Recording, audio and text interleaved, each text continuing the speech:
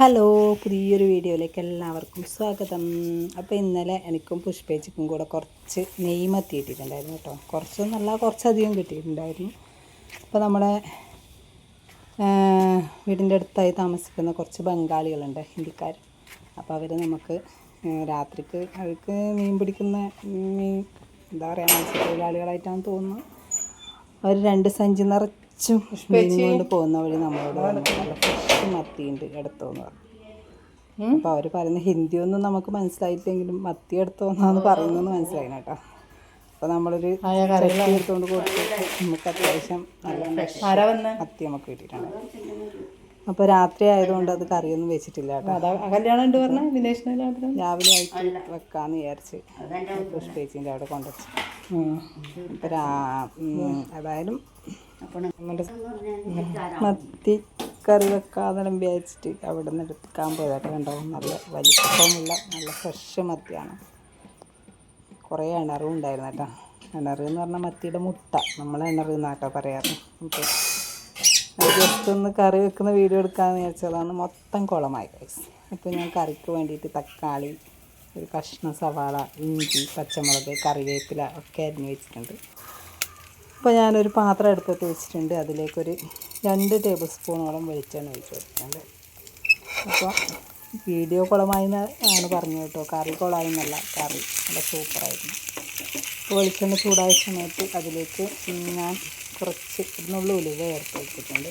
ഉലുവ ഇട്ട് കൊടുത്തിട്ടുണ്ട്. അപ്പോൾ ഉലുവ നന്നായിട്ട് ഒന്ന് പൊട്ടി വരുന്ന സമയത്ത് നമ്മൾ അരിഞ്ഞ് വെച്ചിരിക്കുന്ന തക്കാളി, ഉള്ളി, പച്ചമുളക്, ഇഞ്ചി, കറിവേപ്പില ഇതൊക്കെ ഇതിലേക്ക് ഇട്ട് കൊടുത്തിട്ട് നന്നായിട്ടൊന്ന് വഴറ്റി കൊടുക്കണം. അപ്പോൾ ഞാൻ മുമ്പ് ഇതുപോലൊരു മത്തിക്കറി ഉണ്ടാക്കിയിട്ടുണ്ടായിരുന്നു കേട്ടോ. അപ്പോൾ ഇത് നല്ല നെയ്മത്തി ആയതുകൊണ്ട് അതിൻ്റെ പ്രത്യേക ടേസ്റ്റ് ഉണ്ടായിരുന്നു. അപ്പോൾ കുറച്ച് മത്തിയും അതിൻ്റെ ഇണറും കൂടെ ഞാൻ പൊരിക്കാൻ വേണ്ടി വെച്ചിട്ടുണ്ട്. ഏകദേശം കറി ഇപ്പുറത്തെ സൈഡ് കറിയായി വരുമ്പോഴേക്കും നമ്മളെ മത്തി പൊരിയൊക്കെ റെഡിയായി വന്നിട്ടുണ്ട്. അപ്പോൾ ഞാൻ ഇതൊന്ന് നന്നായിട്ട് വഴറ്റി കൊടുക്കുന്നുണ്ട്. പെട്ടെന്ന് ചുമയുള്ള കേട്ടോ. അപ്പോൾ ഏകദേശം നന്നായിട്ട് വഴന്നു വരുന്ന സമയത്ത് നമുക്കിതിലേക്ക് കുറച്ച് മഞ്ഞൾപ്പൊടി ചേർത്ത് കൊടുക്കണം. അതിന് ശേഷം മല്ലിപ്പൊടി ചേർത്ത് കൊടുക്കണം. ഞാൻ മഞ്ഞൾപ്പൊടി ചേർത്തിട്ടുണ്ട്. അതിനുശേഷം മല്ലിപ്പൊടി ഒരു വലിയ ടീസ്പൂൺ നിറയും മല്ലിപ്പൊടിയും കൂടെ ചേർത്ത് കൊടുത്തിട്ടുണ്ട്. 1 ടീസ്പൂൺ മല്ലിപ്പൊടിയും കൂടെ ചേർത്ത് നന്നായിട്ട് വഴറ്റി ഇനി ചേർക്കേണ്ടത് കാശ്മീരി ചില്ലി പൗഡർ കേട്ടോ, കാശ്മീരി മുളക് പൊടി. അപ്പോൾ ഞാൻ അത്യാവശ്യം കാശ്മീരി മുളക് പൊടി 1 ടീസ്പൂൺ തന്നെ ചേർത്ത് കൊടുത്തിട്ടുണ്ട്. എന്നാലും നല്ല കളറ് വരില്ല കറിക്ക്, കുറച്ചിട്ട് കളറൊക്കെ വേണ്ടേ. പിന്നെ അത്യാവശ്യം കാശ്മീരി മുളക് പൊടി ആയതുകൊണ്ട് അധികം എരിവും ഉണ്ടാവില്ല.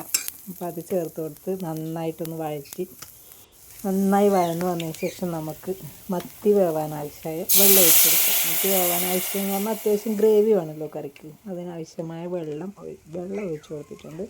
ഇനി എല്ലാ അരവും കൂടെ നന്നായി മിക്സ് ചെയ്തതിന് ശേഷം ആവശ്യത്തിന് ഉപ്പ് ഇട്ട് കൊടുത്ത് നന്നായി തിളവന്ന ശേഷം നമുക്ക് കട്ട് ചെയ്ത് നന്നായി കഴുകി വെച്ചിരിക്കുന്ന മത്തി ഇതിലേക്ക് ഇട്ട് കൊടുക്കണം. നല്ല നെയ്മത്തി ഇതിലേക്ക് ഇട്ട് കൊടുക്കാം.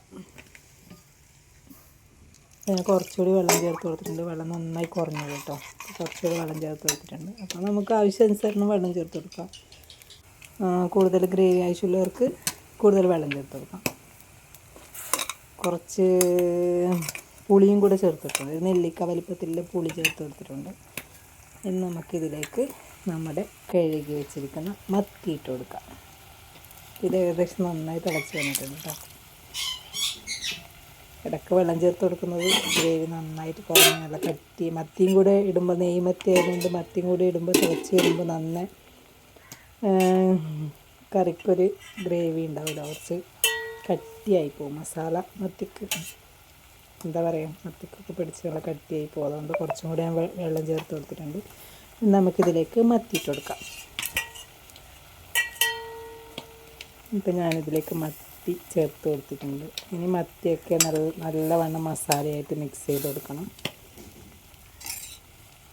ഒരു സിമ്പിൾ മത്തിക്കറി, സിമ്പിൾ ഒരു നെയ്മത്തി കിട്ടിയപ്പോൾ ഒരു കറി വെക്കാൻ തോന്നി. അപ്പോൾ അതൊന്ന് വീഡിയോ എടുക്കാൻ തോന്നി, അങ്ങനെ എടുത്തായിരുന്നു.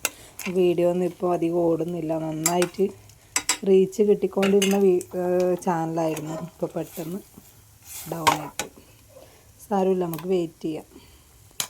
കാരണം ചാനൽ ഇത്രയൊക്കെ എത്തിച്ച സ്ഥിതിക്ക് പകുതിക്കെന്ന് വെച്ച് നിർത്താൻ പറ്റില്ലല്ലോ. ഞാനിതിലേക്ക് കുരുമുളക് പൊടി കൂടി ചേർത്ത് കൊടുത്തിട്ടുണ്ട് കേട്ടോ. അപ്പോൾ യൂട്യൂബിൻ്റെ പുതിയ അപ്ഡേഷൻസൊക്കെ വന്നിട്ടുണ്ട്. അപ്പോൾ ഈ പുതിയതായി ചാനൽ തുടങ്ങുന്നവർക്ക് 8000 വാച്ച് ടൈമൊക്കെ വേണം എന്നാണ് പറയുന്നത് കേട്ടോ.